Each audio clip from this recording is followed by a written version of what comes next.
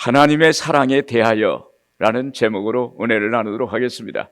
제가 이번 말씀을 준비하면서 하나님의 사랑에 대해서 다시 생각해 보았습니다. 기도하면서 예전에 교회를 건축한 때가 생각났습니다. 그때 교회 성전 바닥을 온돌로 하면 겨울철엔 바닥이 따뜻하고 공기도 쾌적하다고 해서 온돌로 시공을 했습니다.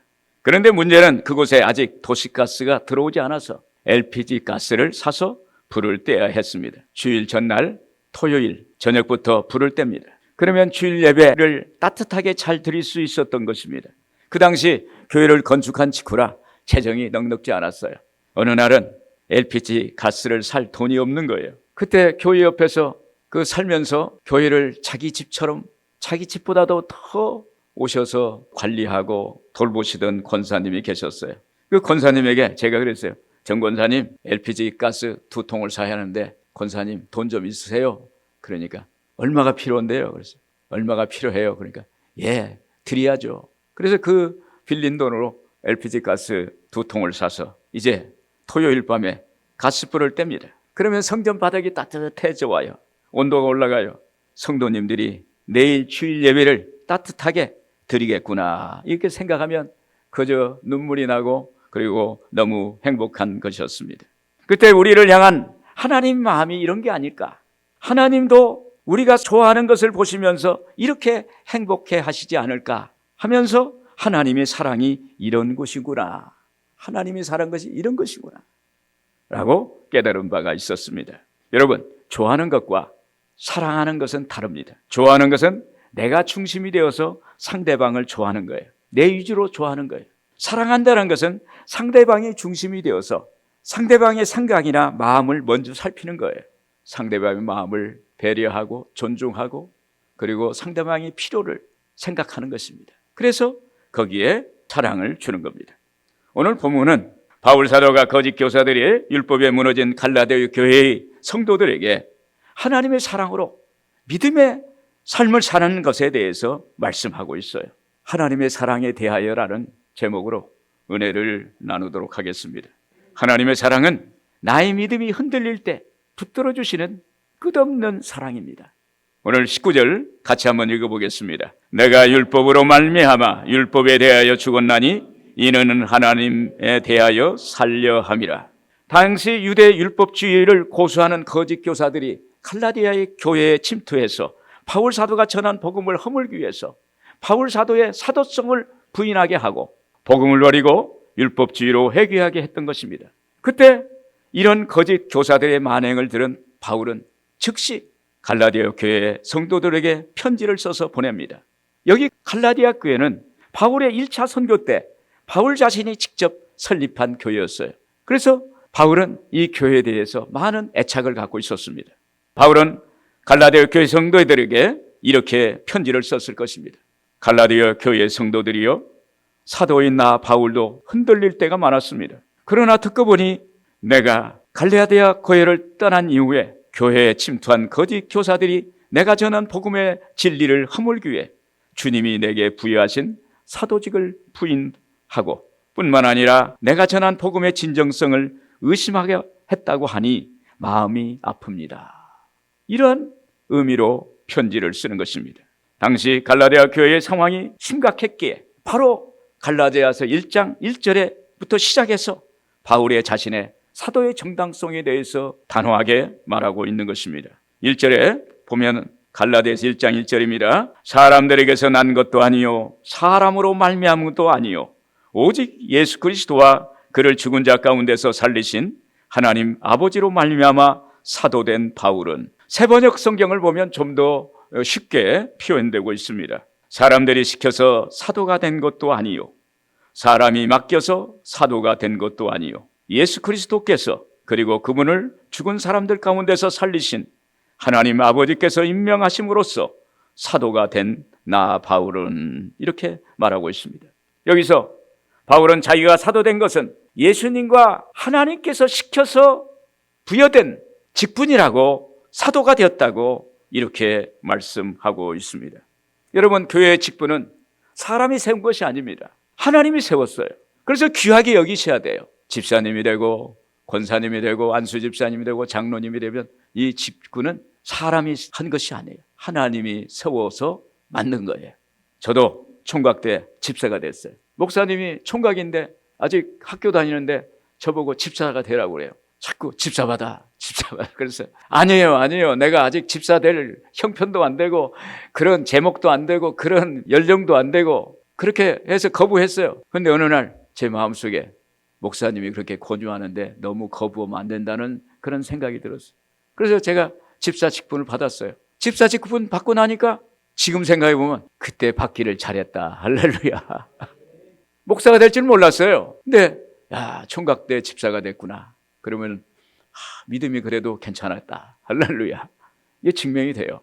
바울은 그럼에도 흔들리는 것에 대해서 다시 갈라디아 교인에게 확신을 주는 겁니다. 갈라디아서 2장 19절에 그랬습니다. 내가 율법으로 말미암아 율법에 대하여 죽었나니 이는 하나님에 대하여 살려 함이니라. 이 말씀은 바울이 과거의 율법 안에서 율법적 행위를 통하여 의롭다 하심을 받아보려고 발버둥을 쳤으나 오히려 정죄의 의심만 더 커지고 자신은 율법의 요구에 절대 충족시킬 수 없다는 사실을 깨달았다는 거예요.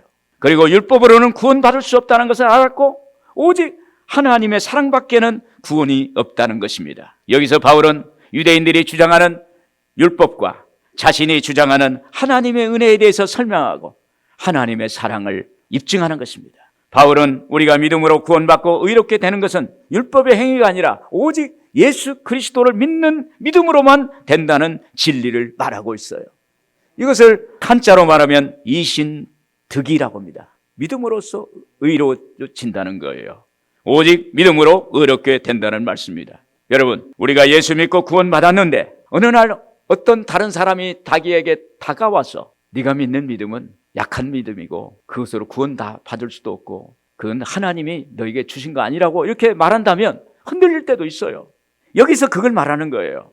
율법주의자들이 믿음으로 구원을 어떻게 받느냐, 뭔가 행위를 해야 되지 않겠느냐, 하나님께 뭔가 보여야 될 거 아니냐, 그래서 네가 율법을 지키고 율법대로 살아봐라, 이런 얘기예요. 그러나 바울은 우리는 예수 그리스도를 믿음을 통해서 우리는 구원받고 하나님의 의로워지고, 그래서 우리는 하나님의 은혜 가운데서 자유함을 얻고 오늘 하나님의 자녀가 된다는 것을 말씀하고 있는 것입니다. 바울 자신도 로마서 7장에 보면 흔들리는 모습을 봅니다. 율법과 십자가의 은혜 그 사이에서 계속 흔들립니다. 그러면서 결국 7장 끝머리에 이런 고백을 합니다. 로마서 7장 24절 보면은 오라 나는 곤고한 사람이로다. 이 사망의 몸에서 누가 나를 건져내랴. 우리 주 예수 그리스도로 말미암아 하나님께 감사하리로다. 그런즉 내 자신이 마음으로는 하나님의 법을 육신으로는 죄의 법을 섬기노라. 로마서 7장에서 자꾸 흔들려요.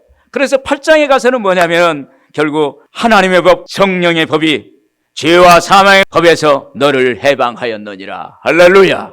하나님의 법, 성령의 법이 죄와 사망에서 너희를, 우리를 해방시킨 거예요. 할렐루야.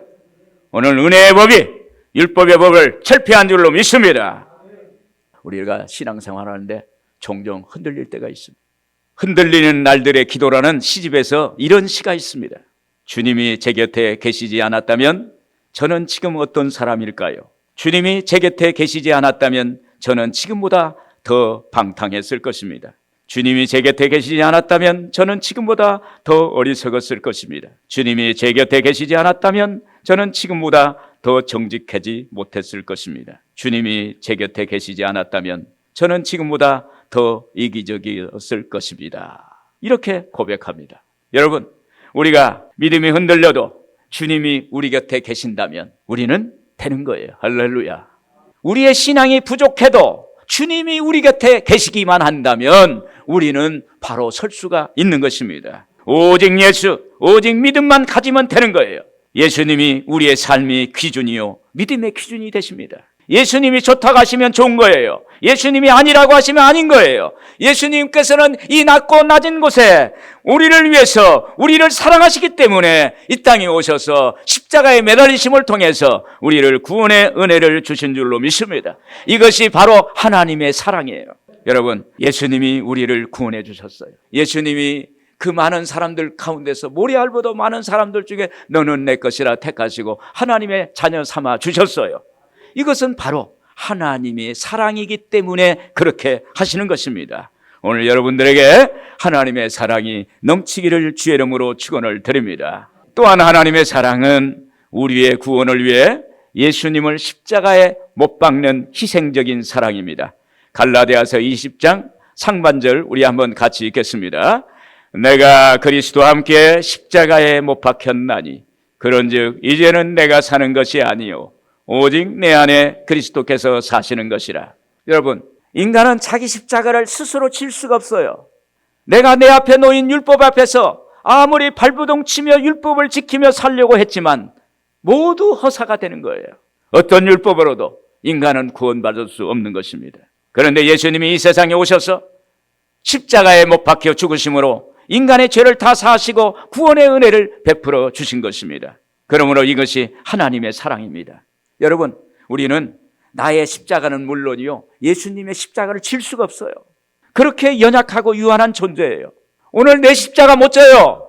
남의 십자가도 못 져요. 예수님의 십자가도 못 져요. 잘 지을 수가 있는 사람이 있으면 그 사람은 하나님이에요. 정호성 시인의 책에서 십자가에 대한 글이 있습니다. 이 세상에 십자가를 지지 않고 살아가는 사람은 아무도 없습니다. 그러나 크고 작은 자기만의 십자가를 하나씩은 등에 지고 살아갑니다. 저 녀석은 내가 죽을 때까지 지고 가야 할 십자가야. 이렇게 말하는 것은 부모에게 자식이 십자가입니다. 저 사람은 내 십자가야. 이런 말을 하는 것은 아내에겐 남편이 십자가입니다. 그 반대인 경우도 있습니다. 무엇이 진정한 우리의 십자가일까요?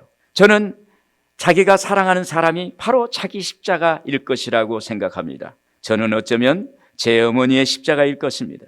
저는 제 아내의 십자가일 거야. 저는 제 자신이 바로 나의 십자가라고 생각됩니다. 십자가 하면 고통이 떠올릅니다. 그것은 십자가에 못 박히신 예수님의 고통을 떠올리기 때문입니다. 그러다가 십자가가 너무 무겁고 힘에 붙여 다른 사람이 좀 대신 져줬으면 합니다. 그러나 내가 아플 때 누가 대신 아파줄 사람이 있겠습니까? 마찬가지로 나의 십자가는 누가 대신 치고 갈 수 없다고 이렇게 말을 하는 것입니다. 여러분, 십자가는 이렇게 고통스럽고 운명적입니다. 운명적이에요. 누구든지 다 등에 십자가가, 크고 작은 십자가가 다 있어요. 이 십자가는, 조그마한 십자가는 적은 무게겠지, 큰 십자가는 크게 무겁겠지, 그게 아니에요. 십자가는 크거나 적거나 다 무게는 같습니다. 할렐루야. 이 십자가는 사람으로서는 누구든지 온전히 질 수가 없어요. 여러분, 누군가가 자기 십자가를 질 수 있다면 거기에 구원의 역사가 나타납니다. 그러나 이 세상에 십자가를 진 사람은 한 사람도 없어요. 그리고 자기 십자가를 누구도 나와 함께 질 수 없어요. 인류 역사 이래로 그런 적이 한 번도 없어요. 인간은 근본적으로 스스로 구원을 받을 수 없어요. 그런데 예수님만이 우리와 함께 십자가를 지신 줄로 믿습니다. 여기서 바울은 선언합니다. 갈라디아서 2장 20절 상반절에 보면 내가 그리스도와 함께 십자가에 못 박혔나니, 내가 그리스도와 함께 십자가에 못 박혔나니, 예수님이 우리와 함께 십자가에 못 박히신 거예요. 예수님과 함께 십자가에 못 박힌다는 의미는 뭘까요? 내가 예수님과 함께 죽고 예수님과 함께 부활하는 이 복을 누리는 것을 말씀하고 있는 거예요. 죽는 것뿐만 아니라 살아도 죽는 자는 영원히 살리라. 할렐루야. 예수님과 함께 십자가를 지는 것은 먼저 내 입으로, 내 마음으로, 내 삶으로, 행동으로, 실천으로 믿는 것입니다. 십자가를 지는 것은 내 입으로, 내가 그리스도와 함께 십자가에 못 박혔나니, 이것을 또 마음으로 받아들여요. 그리고 마음으로 받아들여서 십자가가, 예수님이 십자가 나와 하나가 되고 체화가 되고 내 것이 됐을 때 내 삶이 바로 십자가의 삶이 되는 거예요. 이런 은혜가 있기를 주의 이름으로 축원을 드립니다. 제가 어느 날 성도님 댁에 신방 가는데 우리 재직들이 이렇게 모였어요. 모여서 오래간만에 만나기도 하고, 아침에 만나니까 지난밤 이야기도 하고, 재직들이 서로 이야기하고, 이야기에 그냥 꽃이 폈어요. 오늘 신방을 가야 되는데 그냥 재직들이 이야기가 꽃이 피어가지고 아주 그냥 재미있게 이야기하는 거예요. 그러니까 제가 가만히 생각해 보니까 신방을 가야 되겠는데 제가 머리가 이렇게 혼미해지는 거예요. 이렇게. 그래서 하나님께 기도했습니다. 기도하면서 하루 신방하고 그 다음날 새벽에 교회 나와서 기도했어요. 그때부터 3시간씩 기도합니다. 내가 그리스도와 함께 십자가에 못 박혔나니 그런 적 이제는 내가 사는 것이 아니요 오직 내 안에 그리스도께서 사시는 것이다. 말씀을 계속 암송하고 부르짖으면서 내가 그리스도와 함께 십자가에 못 박혔나니 그런 적 이제는 내가 사는 것이 아니요 오직 내 안에 그리스도께서 사시는 것이라. 그러면서 하나님께 부르짖고 부르짖을 때 어느 순간에 내가 그리스도와 함께 십자가에 못 박혔고 거기서 내 안에 예수님이 와 계신 거예요. 예수님이 내 안에 계시니까 내가 사는 게 아니에요. 예수님이 나를 통해서 역사하시는 거예요. 우리는 예수님의 도구예요. 그냥 가는 거예요. 오늘 여러분 안에 예수 그리스도가 함께하기를 주의 이름으로 축원을 드립니다. 그러면 세상과 나는 간 곳 없고 구속한 나를 구원하신 예수님만 보이게 되는 것입니다. 그때부터 제 심령에 영적 부흥이 일어나는 거예요. 뜨거워지는 거예요. 영혼에 대한 사랑하는 마음이 생기는 거예요. 신방 갈 때 무슨 말을 해도 할렐루야 감사합니다. 오늘 신방에서 감사합니다. 오늘 이렇게 우리 권사님도 만나고 집사님도 만나고 성도님도 만나 감사합니다. 감사합니다 하고 그러니까 성령이 역사하는 거예요. 할렐루야. 문제는 다른 사람한테 있는 게 아니라 오늘 우리 각자에게 있는 거예요. 할렐루야. 내가 은혜 받고 내가 성령 충만 받고 내가 하나님께 복을 받으면 세상이 밝게 보이고 희망적으로 보이고 잘 되는 은혜가 있게 될 줄로 믿습니다. 여러분 내 안에 예수님이 계신다는 믿음이 오면 예수님이 내 안에 계신다면 무슨 걸림이나 무슨 어려움이나 절망적인 상황이 아무 문제가 되지 않습니다. 이렇게 성령 충만할 때 이웃의 어려움과 절망의 십자가를 함께 지는 것입니다. 오늘 여러분 성령이 함께 하시면 주님의 사랑이 깨달아지고 주님의 그 놀라운 능력이 내 안에서 역사할 줄로 믿습니다. 그래서 요한 1서 4장 8절에 그렇습니다. 하나님은 사랑이시라. 우리가 예수 믿으면 예수님이 내 안에 사랑의 에너지를 뿜어냅니다. 그래서 그 사랑으로 세상을 우리가 살아갈 수가 있게 되는 것입니다.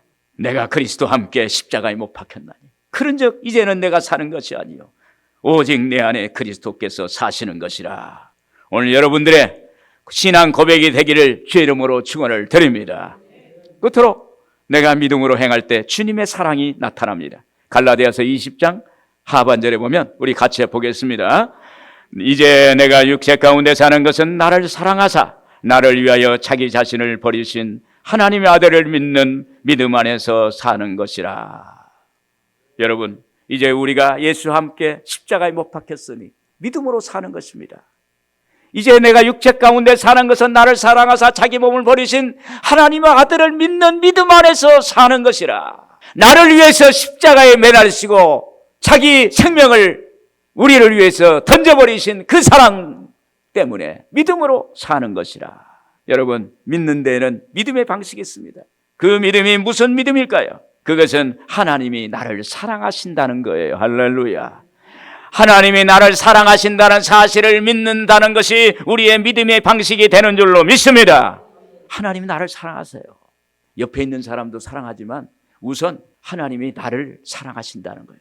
여러분 나에게 집중을 해야 해요. 우선 내가 구원받고 내가 하나님의 사랑에 젖어서 내가 사랑에 겨워서 그렇게 가면 하나님의 놀라운 은총이 우리에게 부여될 줄로 믿습니다. 우리는 항상 생각하기를 하나님께서 세상을 사랑하신다는 것은 알고 있지만 나를 사랑하고 있다는 것을 잊어버릴 때가 있습니다. 우리가 하나님을 믿되 하나님이 나를 사랑하신다는 사실을 확신하여야 합니다. 하나님은 나를 사랑하십니다. 예수님 우리를 향한 사랑은 십자가에서 확정되었어요. 사랑의 근원은 예수님이에요. 그리고 십자가의 사랑을 통해서 우리가 믿음을 알게 되고 믿음을 깨닫게 되는 것입니다.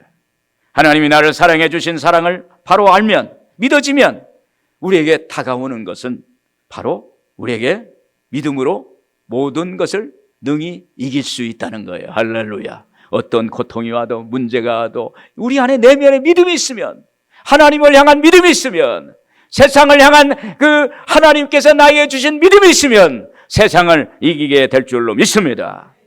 여러분 이제 우리는 오직 예수로만 살아야 됩니다. 오직 예수님만 사랑해야 돼요. 왜냐하면 하나님이 우리를 사랑하시기 때문에.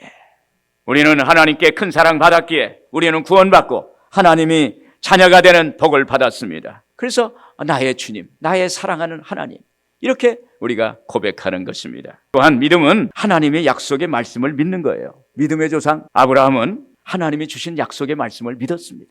그는 오직 하나님만 바라보고 약속의 말씀이 이루어질 걸 믿었어요. 바랄 수 없는 자가 바라고 없는 것을 있는 것 같이 믿었어요. 로마서 4장 18절 우리 한번 같이 읽겠습니다. 아브라함이 바랄 수 없는 중에 바라고 믿었으니 이는 내 후손이 이가 되리라 하신 말씀대로 많은 민족의 조상이 되게 하려 함이심이라. 할렐루야. 여러분, 약속의 말씀을 믿는 믿음으로 믿기를 바랍니다. 약속의 말씀을 믿어야 돼요. 말씀을 믿으면 그 말씀이 우리 안에 역사합니다. 요한복음 6장 63절에 그랬습니다. 살리는 것은 영이요 육은 무익하니라. 내가 너에게 이른 말은 영이요 생명이라. 여러분, 말씀이 우리를 살리는 역사를 행합니다. 말씀이 우리를 살려요.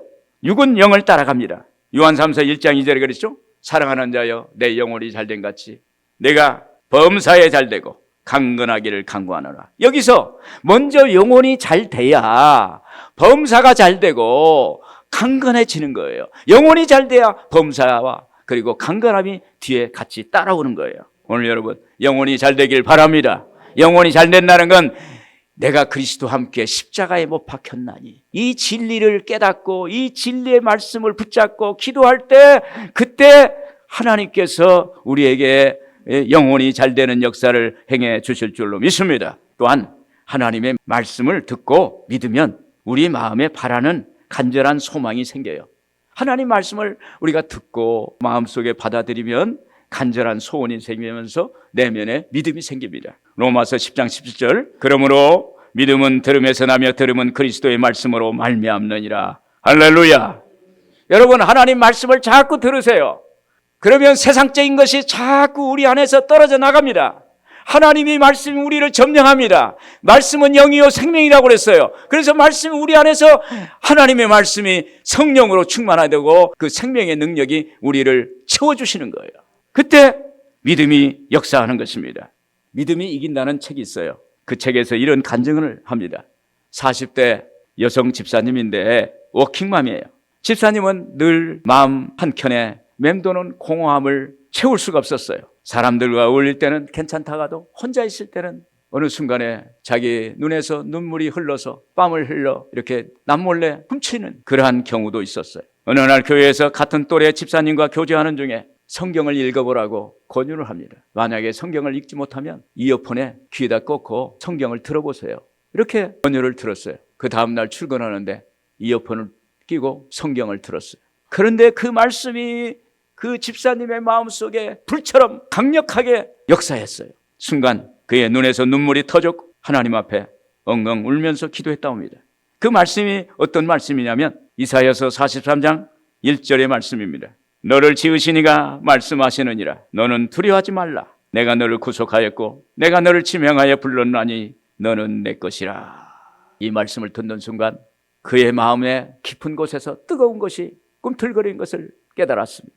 그의 마음에 믿음이 회복이 되면서 동시에 믿음이 커진 거예요. 그리고 또 다른 의미의 눈물이 그의 얼굴을 흘러내렸어요. 이건 감사의 눈물입니다. 하나님이 나를 애면치 않고 늘 내 곁에 계셨구나. 하나님이 나를 사랑하시는구나. 하나님 나를 지켜주시는구나. 그걸 깨닫고 눈에서 하나님의 감사의 눈물을 흘렸다고 합니다. 여러분, 우리가 하나님의 말씀을 듣는 순간 우리에게 믿음이 생깁니다. 그리고 하나님과의 믿음이 회복됩니다. 이 믿음이 회복될 때 그 믿음은 세상을 이길 수 있는 놀라운 파워가 되고 힘이 되고 능력이 된다는 사실입니다. 오늘 여러분에게 믿음을 통해서 하나님은 역사하시는데 그 믿음의 역사는 세상의 능력이 아닙니다. 하나님의 신비한 능력이라는 사실을 믿기를 바랍니다. 이전에 경험하지 못한 그 놀라운 하나님의 역사가 믿음을 통해서 역사하시는 것입니다. 그때 하나님은 저 멀리 계신 하나님이 아니라 나의 삶에 함께 하시는 하나님, 나와 동행하시는 하나님, 나보다도 나를 더 사랑하시는 하나님을 알게 되고 믿어지게 되는 것입니다. 여러분, 믿음이 회복되고 새 믿음이 생기면 하나님이 나를 사랑하신다는 것을 깨닫고 내 삶이 달라져요. 삶의 내용이 달라져요. 삶의 모습이 달라지게 되는 것입니다. 사랑하는 여러분, 우리가 예수님과 함께 십자가에 못 박혀 믿음으로 행할 때 하나님께서는 그 믿음을 통해서 진정한 하나님의 사랑의 놀라운 능력을 나타내 주신다는 사실을 믿기를 바랍니다. 오늘 여러분, 하나님의 사랑을 많이 받기를 바랍니다. 사랑을 많이 받은 사람은요, 남을 많이 사랑할 수 있어요. 받은 만큼 사랑해요. 오늘 주님의 사랑이 여러분들 안에서 역사하기를 주의 이름으로 축원을 드립니다.